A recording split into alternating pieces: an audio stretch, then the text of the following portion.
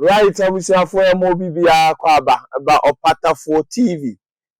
Na wose wo TV ba ko pe.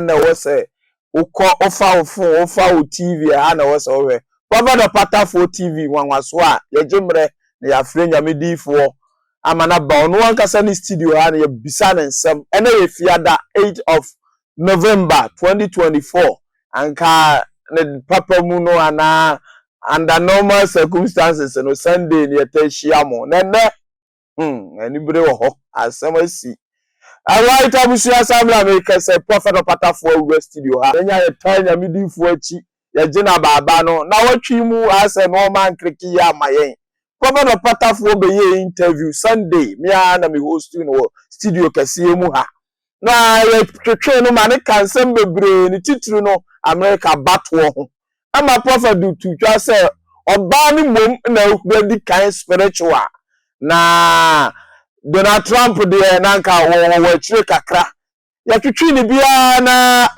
abusua ayaro wusomo ya kwato abaya Donald Trump president ya yi no America mam ama pressure no de professor me de me ni asudwe kura pressure dam so no awo ho aye tese me ho yira me ankasa eno na ho akonya se no nyamedifo okwase adani nuru me da me na pressure dam ne de breme no eso nyamedifo me mo akọ babiem de asie wa Ghana no no me NDC fo bi kro mo se omo from if western region side so omo ba na Donald Trump ko we me omo se masa Scriptural prophet wo eno ma bi ye prophet Opatafuor me no sa ya che bi se kura de mi hu bi se da ada nyamedifo 1 2 1 eno mama ansa na ho ba na prophet Opatafuor awo ma pressure beto mi su se nyamedifo me mo akọ baby anya sidie prophet anya sidie o se oba na predi kan ye ko ra ye ko to abaya Donald Trump na awene prophet Opatafuor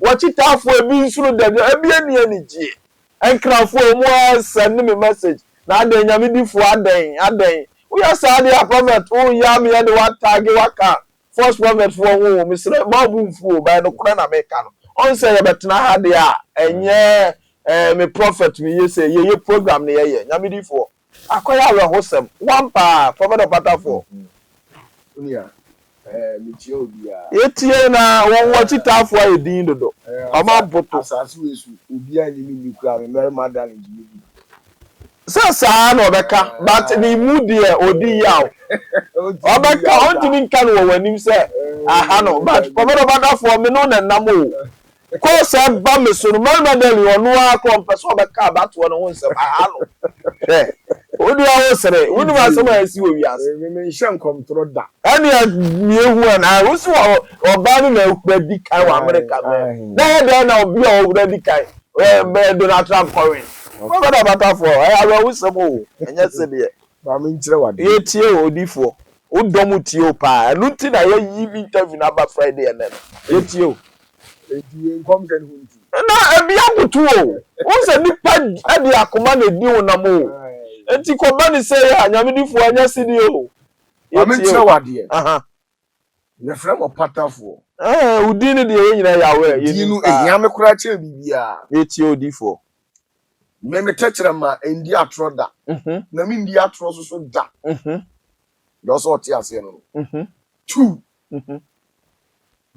ade o so ti ase se unim say the internet does not forget so ti ase so no de ye nyina yawe say e wo kura na do bo na ade betu internet ya e da ho afebo and de da ho bi anu ho betumi ye yawe eno de obi anu sanity ntinu me obi a okay me ya de a mi hwehun se okay ade na me ye no asipi na adimu okay na ewie payo if you say so oni pa de bia o kasa na ji se wo sa be yi wo ho ano no okay ya na mpanyimfo se ye ntwa yi me nko anu odifo a me hye nkomo a me explain into details okay service abofro so ya fun plate ye na oti ase ye tie me nya obi a me sorry ya na ma ba bo nche na ba ka se oh Urade kasa kire me me nkom se bia me kirem se wo na o se kofi kwa na me hye nkom a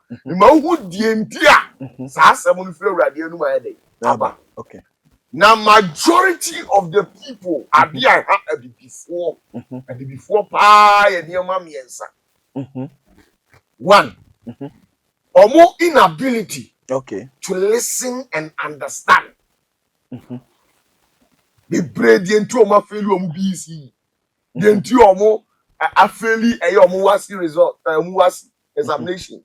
The bread into omo ko university omo trailing was probably because so who put a question before them they are not able to read and understand due to some psychological reasons and physiological reasons. What you are saying? And to be oha, wouldn't it think come out you? But nintia no, e wa chiri. Yetio, you can see. Me explain me what you are saying. What you are saying? Obi oha, to say video interview ya ye. Okay. Obi oha or drive and was a share e wo fun so sisi ya. Okay. Obi oha or butunim paso. And then an equal sign was 8 years. Obi ohonuma akwala kura no. Ana ni ma ana ni na no kitchen kura ye. Obi won kitchen wo hwe ye sisi ai. Eno e ba ne sa. E physiological reasons we betimi interrupt wo understanding. What you say? The tosu mienu. Obi ohonum sisi ya. The entire be before your problem ba ko a higher pan say. Ye saw die mu a yenyan ko wie e ma ne wie peyo. Enu nti se utro ade e de ma bibini a. Okay. The first paragraph and working can no jan finfin no akọ the last one. Bibini problem no. Wo ye minister kro betimi atro krata. And I say you betimi the krata come minister. Okay. Onya botre and king kind da okay first paragraph no king the last paragraph and one was signing out. Officer okay first second first and last paragraph now what you say. But within that middle no ya na bibi a day e wo. Okay. E no na ha yo it is say bia o se kofi interview ana wo ye programmer. Ye wo nipa bebra obetie preambles ni nyina wie se na ye bebu se ya wa wie. Ontie into details. No, we are on to the better understanding of whatever our no dinner swire day at ye. It is the China sum say or ban leading and one a China sum walk no did yami otunko. So ye jamidi for into unya koba castle barely did ya. So I didn't so you have to listen into details. What you say? Now the say okay. It was a spontaneous prophecy at once. Okay. You releasing prophecy at what was Ghana prophecy ni buy na and now brochire su prophecy ni see there. America dey so buy. Na bebre omo antiase why because omo confuse omo self with Ghana prophecy no. Okay. With America dey no. Me kira bo say yetio. Sisi ya me no kase. Ejana sorry man kasa. Ena maame no so ayde. Oba no so asori. Asori. And there's what you call a seismic shift in the realms of the spirit. Physical. Apre ya mebuwa. Ena me kira mo say Ghana political parties na emu mienu baako ye for oba no. Ena baako so ye for bema no mebuwa. Ena me kira mo beduru say eye Yewura Mahama akọ eja no ho mebuwa. Ena Yewura BAWUMIA enso kọ eye ena no ho mebuwa. Na spiritually no eye BAWUMIA elidi eye Mahama 20% mebuwa. Min chantro da. Osofo bi obe chantro bi an ka unu so anye papa. Because you can John chapter 8 verse 44. Osemu de mo anja na pede na mo pe ono ne bonsam. Okay. If it's on the free to na pem na on bi no koreda. And the yawe. It be chantro which means me Satan. Me wi na mba kire mo say. Wo kra uji betu mu say. Ene am say Yewura Mahama asofo na obọ mpa ye ma no no. Eno na ama ye kan say onu abeye ejane ba. Wo ka asem no a. Asofo ho. Mo mpa ye ma na o say da. Ena me ka kire o say da bi o. Na nya asofo no mo bọ mpa ye ma eye Yewura Mahama no. Ena ma onu abeye ejane dia a o gina o ma ejane sisi. Na mom otuni nai ekro Russia Osi Putin okọ Putin ho mebua de wo hwe mi nso ase mebua nka kye so fo yi otorofo na Putin esi agya na Putin ena gina saase ne so aye Russia man no ene ya me ne wo kasa die ma kire se me ka bibi kire se 2025 ekopin 2028 eye shift bi what you say e be koso na no na Nyankopon ayi Russia president so onu nyina na nam what you say enu nti me wie no ana be kire se Ghana so de no I can say America tienio it was a nation two nations what you say enti America enso ye oba no na mom BAWUMIA adinkan ana ekwan Mahama befa so ade compete ye BAWUMIA no me ka tro say oba ne dinkan no no wasi kwan no Ghana prophecy no enti mani Emma will be confusing itself with abrochre de. Enti me kire mu nyina wie ye no. Ana me ka kire Ewura Mahama say, ye hwe de Ghana ye. Ye nyina ya aware say. Oman no emu ayedin. Say de na ye expect MPP as a political party no. Ye expectation no anti ni anya. Enti kenye obi kura na be ka tro say koto abama ye Ewura Mahama. Na so spiritually bibi ye den. Ehano. So when tibi anya sade na spiritual work na sade 20% no anti me kire sade bi dan na enu na ye dede e ma ne fans no ye kai what you say me wie ye na ne ye kire nyina wie ye no ana ne next week umi ye call eye America ana obebusa me eye America sem ana me kire mu kire wo say before said Donald Trump eba be di akonya no oye bibi spiritual na spiritual okosugu eja ne so se eja no emua no no ntimedi akonya ana wo ka se enokore efiri se onu de o wasofo bebrebe ama akobubo DJs mu ni ade akona me rani o ka tom se masa omuboa na Donald Trump de do odi ne besi akonya no so oboa no okọ share nyamebo ana Russian president oboa no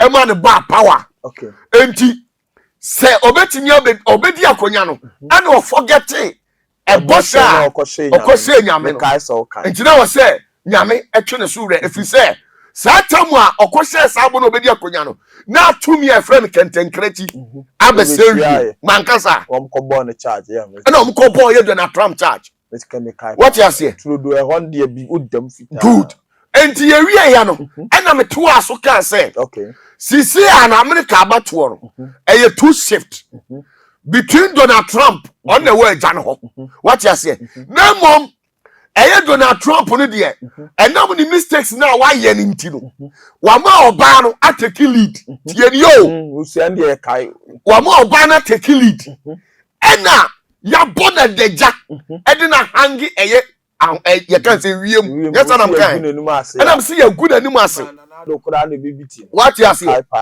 na ye good animu ase no se wantimi anya ho hwia onka huru se de ekọ oba na obefa nemo me kan sem bi wo prophecy nim se nemo se ade be chi kura me ato aba no hunu de sese oya obetimi adinku eni oma beta ni ama no efiri se onu de already no Jacob tumfo na sori agina ho ama ne dada akwati se osise onyame nku adifo kasa oso nyade ya adwuma ye eti ekse o papa eyi odefo no aye ready so obeboa o na so na waso oden what you say ana me kasa asem wei edi share eye prophecy no wotie Donald Trump bin sem am kan ye nyina fa no a the last end no the last end we catch now say Donald Trump so wotimi sorry gina ho na se wotimi ye bibia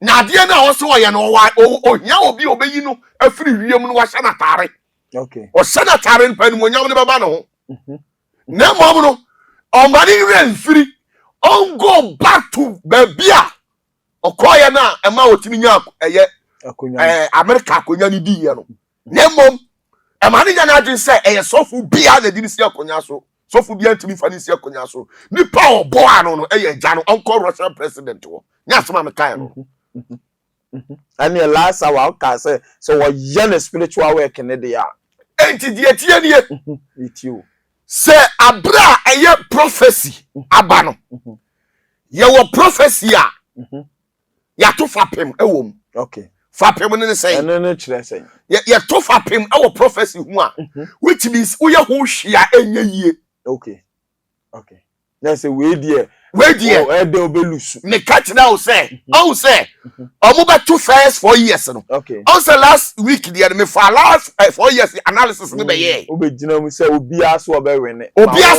ma me catch now say we lusu oye day obelusu me ka sa de kire good answer na enu no your friend say ya to fapem awie wo ye ho hwia ye de ade friend nsano asano okay ye wo prophecy ye de nsano asano ye de nsano enu ye ho hwia enyeyi okay and ye won come say ana adi a eba ensano nkudam okay enti utu ho na mo 10 no good okay mama ye example Jacob eni ni nua Esau abra Isaac katina eye Esau say onkonkope aduane ewuramu nam no anya nkwarama ne num no nhira no tienie ana Jacob yes smart di nanim ekokum odwan ede nam ne ma o maame ama o maame ye nkwan ana ode odwan ne huma tetare no kobuta ni papa Isaac anim ana Isaac hira no ye nyina enim sa Bible story tienie o abra Esau beduru ya o ye aduane ede ko opapa ho no opapa ka kire se aye too late wo ma wunua na di wani mu kan ade aka nyina ye no me nanso so sa wo ba kentere wo a tieni o o se ade aka ye no me nanso ba kentere ho a wunua no wadi wani mu kan nanso ba kentere ho a san kom se we ya eye Isaac ese no eye nkom sa na nso anu ntali okay so and come adwuma utimi 10 okay and come sha Jacob so share ne ma aye Genesis 49 verse 1 downwards o say aye Jacob ma mumpiri ha na men kam de be si o ma brabom eno enso ano okay ya so ano okay o flo no o say Ruben o say say papa say o say nkom no o say Ruben wo de wo anka mabamu ni mamu nyina wo yama wo na ayama bakan wo yama hoodin nanso so wo behihim ti se nsuo efiri se wo furu ajampa okay eya Jacob yiri otoso miensa one ne koda anyim no e kai se mre bi wo asiba chire enti sa samwe no esese ye won kom sanso anu wom ne we di akwan da ho o opportunity no okay what you say enti sanka eye Donald Trump asamwe no sami ye nam ka kire nse nsano ba no ye no hwie nye ye no hwia enye yi a tie ni o ensano ma wura frida before see ye beje o Kristo ni atum no gisi esili okay before so the can say indenture obowi a this year the court seal eboye den asani age den asam before sa court kura beje asam atum no this year dey ya ye the seal bosso sa netie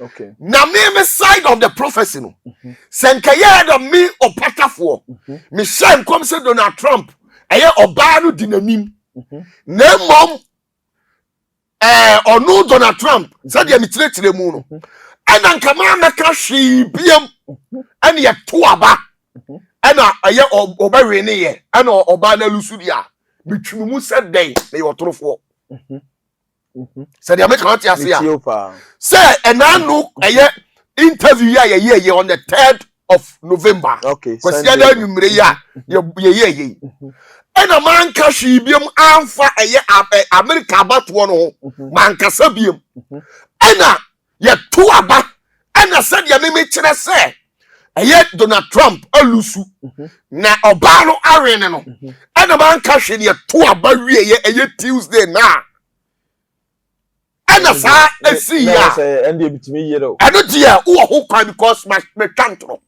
enfre urade okay na say metimi ye ho adwuma ansa na sa de no ebesi no should tell you say me final say concerning me prophecy ni ye dey na me kra de actually me hwe nra no bi yes dan ya wo ye nipa obenya bi wrong obenya bi ye I know it me sister Opatafuor untimi prophet untimi nya me say tie ni yo enkom se obi hye enkom sha onu de o ka no me te sa sofu na se me te na se because o say ohun spiritually onu na ehu eti se kokko wani so bia oh yes hom ne na kasa na kasem tro utie obi kasa me se me wona me obi a tie me obi a masua de me odifo okay eti da bia me try so nipa betie de meka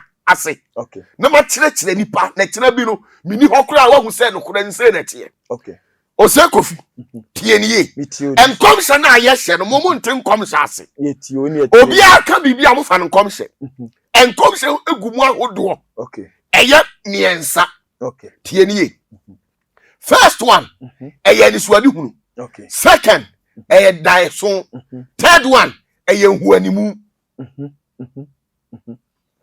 now say odifo bia ba be gina bonten okay na odifo ne say me hu ne say sunsumu wiase say ana me hu ne say na eba sa odifo no eye niema bienu okay other side eye vision na wanya ana say eye daeso na waso because osi ohu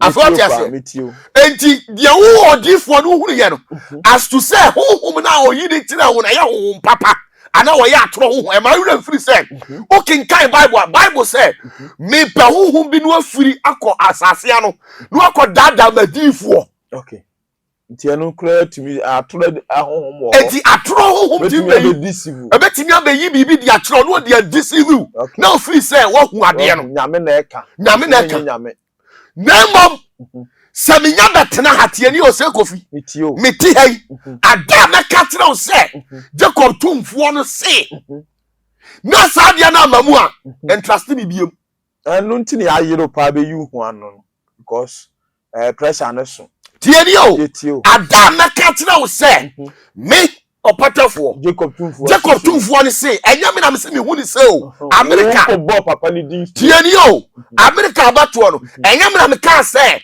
me hu ni se o me si Jacob tumfuo no se ama me tro se me bampo mi ni na ticket ana pai mi ni na sa na akekan ya fi oba na de na ahwefo mama ya abotusem tieni etio enuti senkom shekoba sa ni ewe no okay ya wodi efiri onipa huhum de efiri huhum ene ya wodi efiri ejane nsem to mi nsem okay aba okay eti to mi nsem no so no se nyankopɔ de nkomhyema wa ene so eyemienu okay ida say seal ebo nkomhye no so anasa nkomhye no seal nyeden emoso okay na mimi die idie before say ye be to aba no mimi dinkan ye hu adwuma okay I declare my final stance and it we are sana Tuesday ye koto aba and it say who take you Opatafuor there and you take me from my final sayings now me ye ansana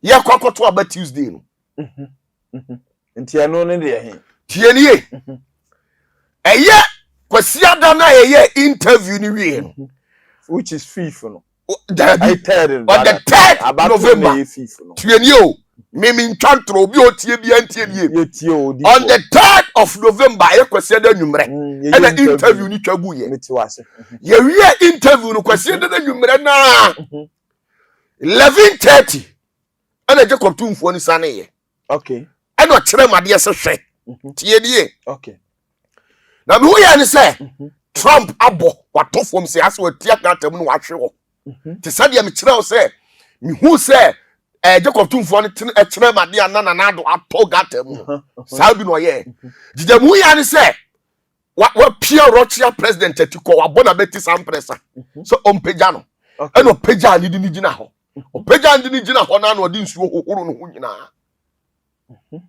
e no man atade okay enti e ho e na mbusa Jacob tumfuo say e no say the assessor Trump eye no waye tie yo ono Jacob tumfuo no waye okay e dia man enu nti Trump ebe weni abano now unim dia me dey trick you no say instead of say ka me dey call so can say YouTube no man fa anko okay dia ntia de bia me sham come to one adifo bia besesa no my omo say nyame na aka kire omo okay dia ya ne say wo sha wo nkom no kra no omo nya dai omo ma credit okay until this time around now last minute prophecy ni buy no and unim dem here okay and I'm call Facebook me call Facebook no on the 4th tiedio me tweya na ye wuram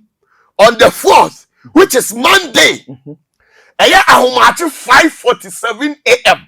Monday okay Monday ahomachi on say me no be say interview we see me can say me say the internet does not forget me boy.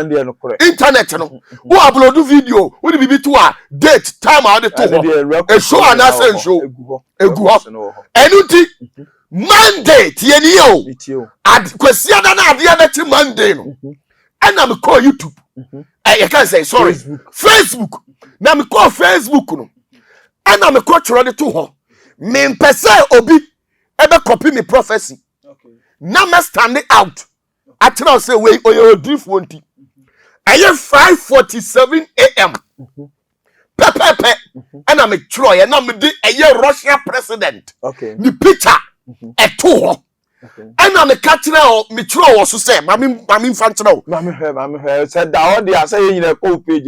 I don't. You call him Opatafuor TV page. Opatafuor TV a Facebook page. And only share video no enuni. Enuni. We share video na. We share video ni din a obo date. She date ni ye. She date ni ye. She date no. Internet does not forget. Oh, okay. Hey, Prophet Opatafuor. And crow. November 4th. November 5:47 a.m. 5:47 a.m. Na ye beto aban so da ben. Na ye thief. Enya thief. Na 4th na makasa asem we ya me kantro. Hey, Prophet Opatafuor say all the biblia sie yenye o. Nyame di for. What you say? Video no. Or the beto so ababu nyina ma hwem. I saw the to so. Hey, where dey ya wo yo. Yes. Because me come she bia no mo wia. Enti ukọ ha. November 4th no and I'm trying ye tie ni o. Okay. Dey me try ye ni. Congratulations. Well done for standing for God. Bracket open and I'm here no. DJT wins. Bracket close. DJT wins. Ejuada. Champion factor so the factor so that's what you say? Ejuada o. And I'm catch the Vladimir Putin say congratulations. Say what me agina ma urade. And I'm the source say DJT wins. Why na ye DJT? Donald J. Trump wins. Ege Ejuada. We di biti here. Prophet Opatafuor. We na ma ye bebu ko mu. Ye dia ya hu ba bi enam kra. Prophet Opatafuor. What you say? What the video to? YouTube prophecy ba. What the to na nkrofo na gugu nkran no ma sesa. And Urade say. And Urade say na Urade say. Who now can was some crown more credit? This time around, also me switching electricity system. Also, we now cram. Prophet Opatafuor. Until you see the internet does not what? Forget. Media na my idiot from my screen recording. On fan to so. Now you have 12 on the 5th. Not on the 4th. Material so we never far. There is a financing. And they are no correct. Maybe I'm on the 4th. And no correct true. And no correct. Way and picture video and record. And to Facebook so bet me acquire editing the data share and they yes Donald Trump and come say am say and so we are on fan to so. All right. Abusayen kwata na come share odi phone come share Sunday. Say obani na edi kan Donald Trump will be awonye before it's too late. Ye tie bi mra. Edu kwase dey yumle say dia odi for jimro. America 5th November omo kwoto aba. Ehun entete ho kakna no odi for dey atudwa no. This year dey mu edi odi for. Dey okay dey say obani na take lead o. Obani di nanim. Enti say bia ade abeche. And obey spiritual works. na wasra na awurade ma na tale foforo ahye na nanim abanyam dia okay abusia nkomhye ne da ho no prophet Opatafuor nkomhye be share ni pray teme form na msimu de nya abotere na edenye efiada menya no ha nti na man twa ma na nu kwasi ada ma twa ne na tira da na abesha prophet Opatafuor ya tie bi o enti enye se ya di o unia na me di for afeni ya to ase me share kom no ye nyina because of asofofo ni masa this time around me nya adwuma emfa ma obi ni di o okay wo share nkom a na onso me be kan nkom hye sisi ya me be share nkom na asa yi a amanfo declare Mahama as president me ba ya me be ka say Mahama nhwe bibi ye because BAWUMIA leading no all say osofu bi osofu na oso de Mahama asisu no wasaba say keys na ekura okode no ade bi abegeko prophet Opatafuor Ghana issue tie ni yo Ghana issue brutal o say keys no o asa kode na ya abegiki dabi o say ohun se kode ye di shake bi na osono de ne hwene no ye ebubububu ayi no enti o hwe na shoke no ahwa na osono ni pie ko na chintu osono nsa ba bie mu no na o ye ya na gate ni pie ye ti o pie na o mo pepre sa na tumi bi abaji safo no afiri eye ko de nsem o meye interview na wujina baby na wakoshira so na no wasako ye interview bi obusa say nyame na kan o se we nyame no no na be fight MPP for afa won confused also I confused first one usi nyame ena di eye yewura Mahama me ba be kire mu ka kire yewura Mahama say hey me minim Ghana adifo if you say adwuma bi awom bi a na emu brofo na oye dey oti on show omu ye na owo spiritual works a onye mane mfa na onto omo so na okun na okoro e mane mfa ne say ya agoro because onya no bete sa esi akra de obubosi because Donald Trump your opposition wa be win nti na se trend ne sa na e ko Ghana so opposition one catch roll prophet Opatafuor one catch roll now see eja no Donald Trump odi am eja no eja na di am Donald Trump oni ma president Tio and don't misunderstand me me to ase onu ko ye ho adwuma good so kasi ya wa ya de ho adwuma na ye wura so omo di omo se se ne mami country o country bi o asase so bia omo na mienu oman bi o asase so bia na mienu say democracy the nkene America for the fact that you practice democracy the fact that you practicing democracy no and no tell say we stand the the same terrain okay the same height physically and spiritually okay what you say yen America for o mine na wa America okay America for omuni we nenam Israel oh okay America and Israel omuni the same spirit Adentia if you say omo ye Zionist okay Zionist for ni nyina so free Israel okay omo ye Jew for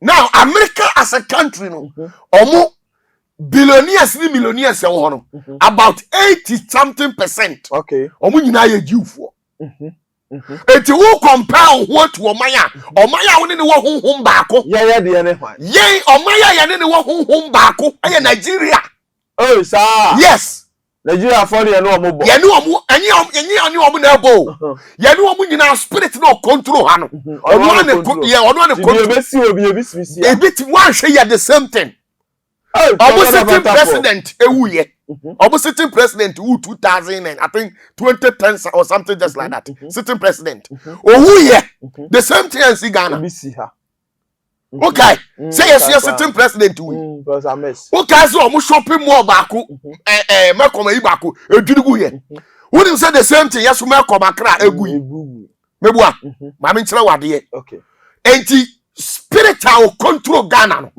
onu ano control Nigeria oh okay abro me no omo kreke kakra abro to me control ye Ghana no onu ano ti Nigeria abusum egu Ghana no omo ano egu Nigeria okay nemo no ye spiritually ye oba Ghana ye oba okay and Nigeria ye bema okay Okay. What you say? And to one country me say, who democratic system now who practice who compare who to a country or different spirit. Okay. Or now a different angle, a different dimension. Okay. What you say? One of the entire. Say, I'm this four and four munensi for na mistake the also we no man ya. How him say a Nigeria? Who him say Buhari? Or Titi or man say? Okay. Or pro man. Akon. But the one is issue. Tinubu. Should you see Nigeria? Pressure crowd the hostel. You do so have that holding then. Oh man, no Nigeria titia pansam. And one shaya. Spirit I brought to me no di Buhari abesi hono. Tinubu besi wane. Mo Nigerians are more be kan okure. The same thing. The same thing na odi agro besi wo Ghana. To omuni no omubo. Omu enti who dia one this need here. And correct America na woni nya woni America honhom na nam. Okay. Wo ya Nigeria honhom. Okay. Okay. Mumu ya Nigeria for South Africa ni Kenya na nam. Oh, okay. What you say? Eti dey best South Africa bi best Kenya. Okay. Okay. Okay. Oh, okay. Na Togo Togo for omusu omu ni omu bo. Benin for na ni. Benin Togo ni Benin omu na ye the same. Togo for ni Benin omu na ye abusua baako. Kabachire for. Omu de amobra for mienu. Etwo eye UK. Omu ni India. Na ebo. Na ye kura sunsun baako. Oh, okay. Ti dey be to UK bi be to India. Prophet Opatafuor. Okay. Yay. Ye colonized by British meboa. Okay, yeah. Then so nya British for whom na control ha. Yeah, ni Nigeria for na. Yeah, bibia Nigeria for. Na dent na ye ni Nigeria for no ma sesa. Say spirit. Baby ya ufiri. Wouldn't say Ghana for be migrate from Nigeria. Ebi free Nigeria na. Omo free Nigeria. What you say?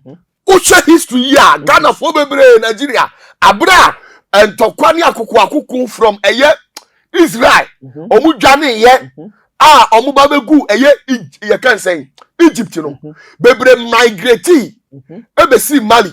Okay. Bebre migrate ekosi Nigeria. Okay. Ansa no mu wura mu atwa so de aba Ghana nti Nigeria ma na nyini sen Ghana omu ye painfo.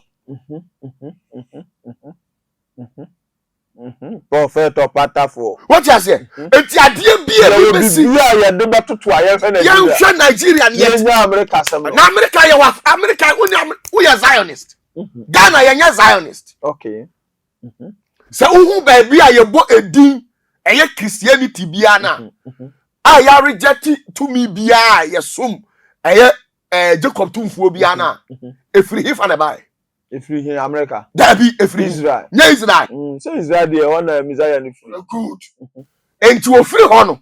Tie nie. Okay. O free hono nti no. Omo control asase we so no. Omo Israel for ne from Zionist. Okay. Okay. Omo na Adolf Hitler ene omo ko no. Okay. Omo omo so Adolf Hitler ye evil no. Okay. Zionist for. Idi Amin. Zionist. Okay. And I know no more fighting. What you say? Enunti babia your boy din Yahweh. Yahweh bia. Omu koto sorry Yahweh bia na Zionist for the planters are there no. Okay. Inti Christo sumpa no. Zionist. Omu na ye omu dia. Omu na create religion bia wo wiase bia Zionist. Prophet Opatafuor. Etio. What you say? Omu na control bibia. Okay. Enunti no. Zionist for no. Omu na kwete tra America. Okay. Nemo no. A British for Britain, Great Britain. Omu na edi America so. Okay. Nenso so omu anti America mu. Omu bibia Israel. Okay. Se utu bomb ko Israel ne. Israel and retaliated until say America for akasa. Adentia. John D. Rock.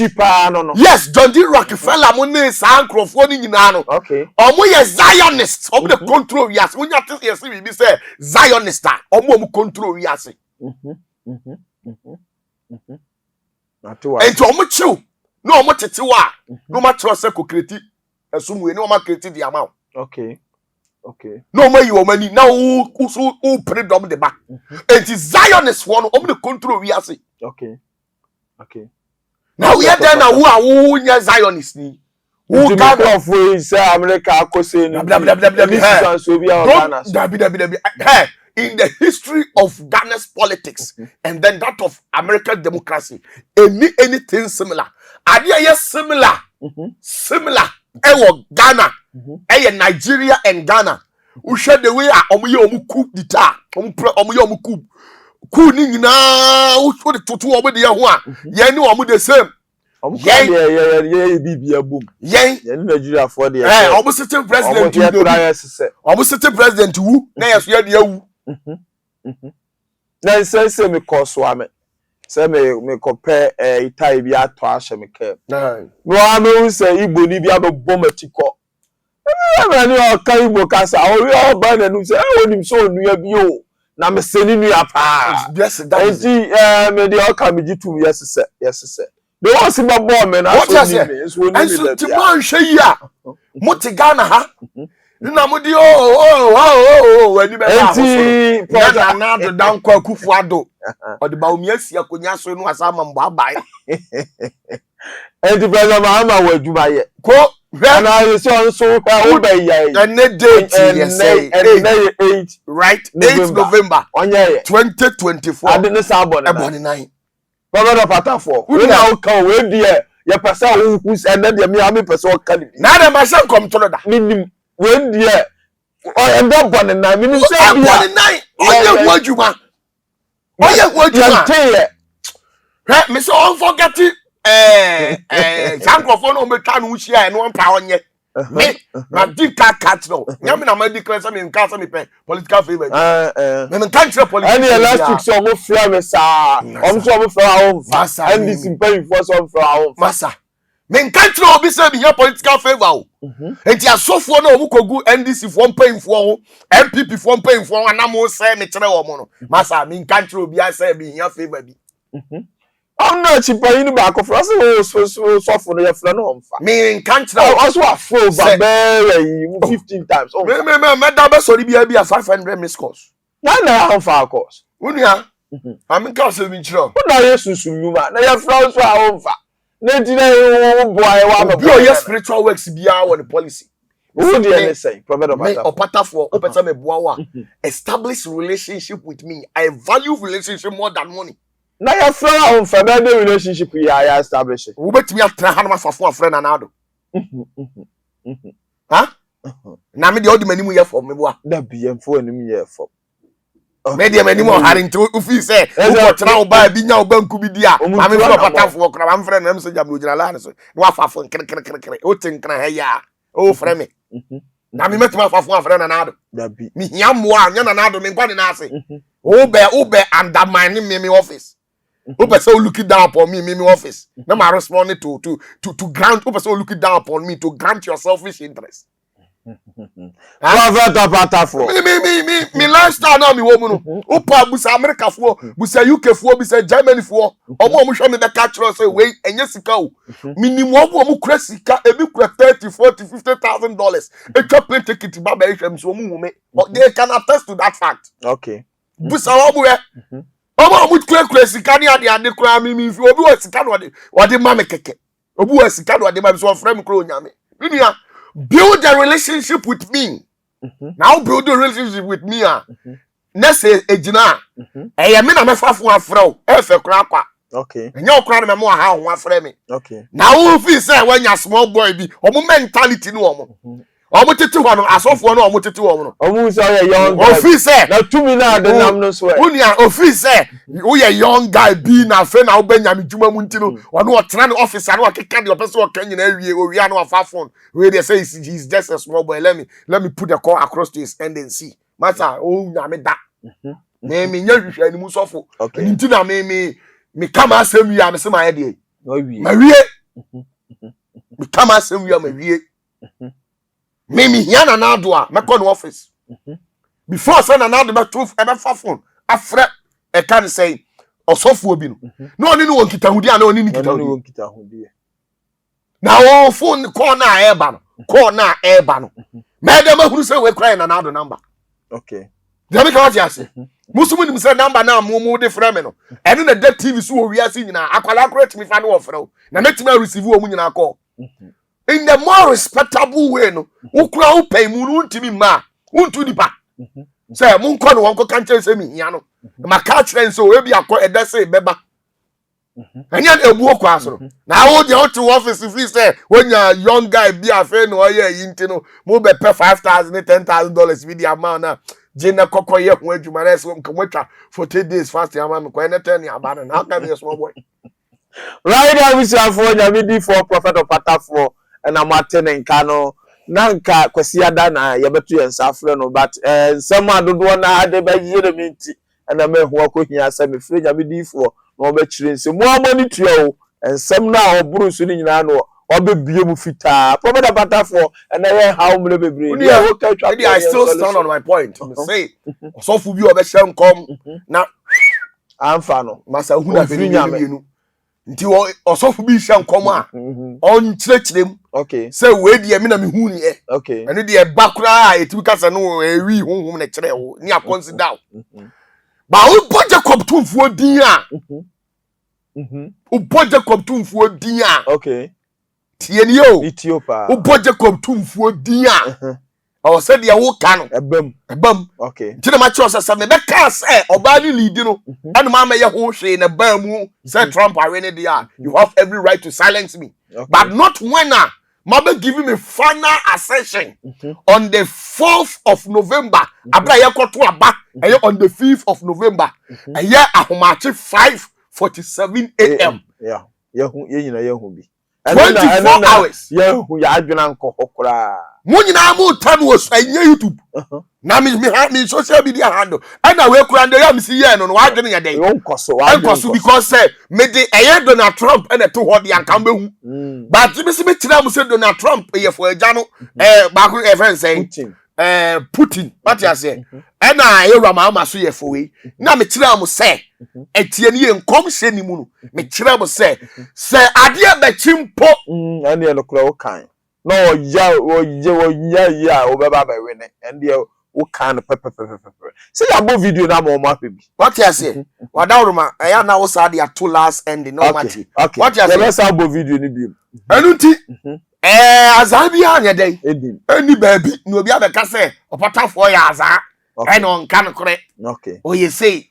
Na ni bra ba mama ko shemu ko jan na ya bo. Me say me tetre me friend twantro. Nti na me ma declare ni boldly dia atre politicians so me ka kire obi ase o mra miska. Me dia me hu na me ka kire wo ye hu adwuma na aboa wa anya hu adwuma ediwa unti me ka kire so me tan unti. E na my dey. Why? My yes sir. What you say? Okay. And to obi so free say o hia me a use the right channel. Ba won't be in office now fiti ya say office when your small boy be into be friend just like that. Now can be a small boy. Okay, abusia prophet Opatafuor no Martin nka no. We dey quick one e be ye shamobo na o twe said ne kwasi ada be obete ye nka. Ye dum besi ha me do bibia ase. Edru kwasi ada yumle say dia odi for jimro. America 5th November omo kwoto aba. Ehun entete ho kakna no di for dia tuja no. This year dey mu edin odi for. The okay dey say Obani na take lead o. Obani di nanim. Enti say bia ade e beche. E no be spiritual works. Na wasra na awurade ma na tale fofora hye. Na nanim abanyam dia.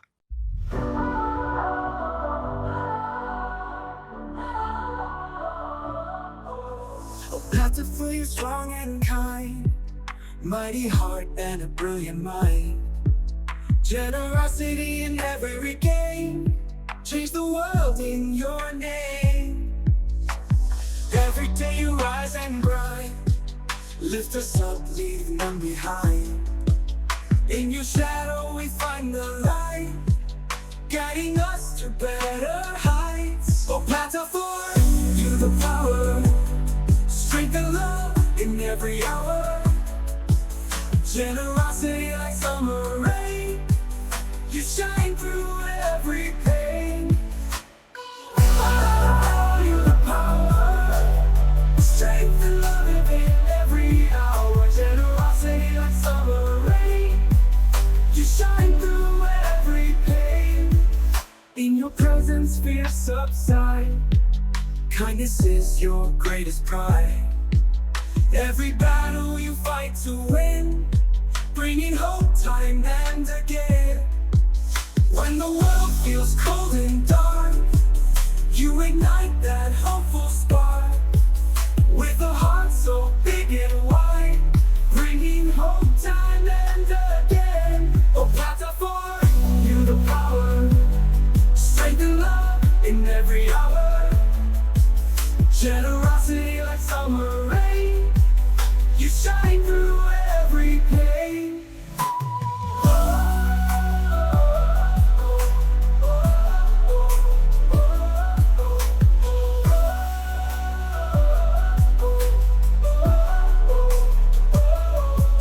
When the world feels cold and dark, you ignite that hopeful spark.